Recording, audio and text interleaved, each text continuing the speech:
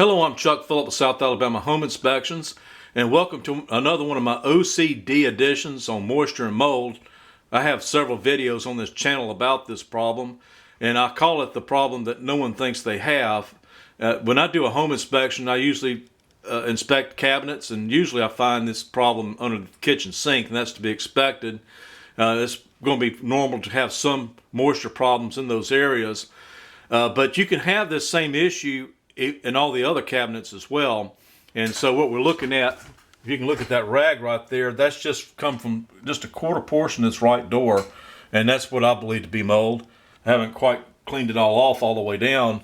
And so if it's a rainy day or a day you just don't have anything to do and want to get a little bit of exercise, this would be good to go into your cabinets and clean them out and throw away stuff that's been out of date for 10 years and clean them out really good, maybe with some Clorox, something that's, that will do a pretty good job as far as killing the mold. And then after you get them wiped out really good, the best thing to do is to put some of these damp red buckets in there. They're not expensive. You can get them at Walmart. Most stores carry them. But I actually have a video on this damp red. I actually buy this in 5-gallon buckets because it's just cheaper for me to do it that way. These are refillable. And so if you get a chance, go and check out the episode I have on damp red. And what can happen is your kitchen produces more moisture than probably anything else except maybe your bathroom.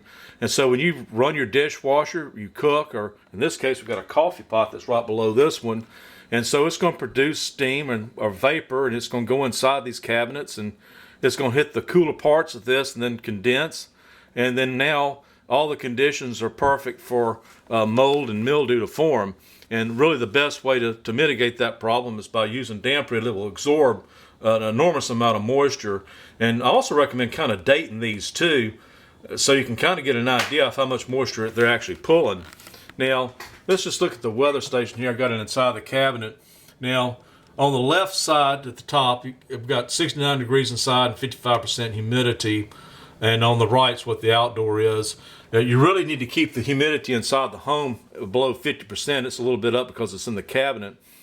But another thing too, you won't be able to feel, humidity that's 60% either. And that's why you really need to monitor that with a monitor, something similar to this. They make really small ones too. You can get them on Amazon because you just simply can't feel 60% humidity. And when you get it to that level, that's when the conditions are prevalent for mold and mildew problems. And so I figured I would go ahead and just make this a short, sweet episode. Now, if you have a kitchen ventilation fan, now hopefully it's vented to the outside because it's not going to do any good if it's not. You really should run that fan about 10 minutes after you cook, and it'd probably be a good idea to run it some, with your dishwasher too, because it puts out a lot of steam as well. So I hope this has been somewhat informative, and thanks for taking the time to watch this. Also like the Facebook page as well, because I'm not able to do follow-ups on YouTube, and so that's where I do them, is right there. It's on the Facebook page, but also subscribe to the channel as well. I try to put at least 2 videos up a week on this channel, and hopefully they're very informative to you, and that's what they're intended for. And thanks for taking the time to watch this, guys. Take care.